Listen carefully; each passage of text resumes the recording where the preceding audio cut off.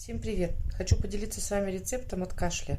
У меня болел ребенок, болела вся семья в январе, кашляли очень сильно. Ребенок лежал в больнице, выписался из больницы с жутким кашлем, ничего не помогало, пока я не нашла этот рецепт. Хочу поделиться со всеми. Не надо покупать никакие сиропы, которые дорогущие, стоят неизвестно там сколько в аптеках, причем что они вообще не помогают.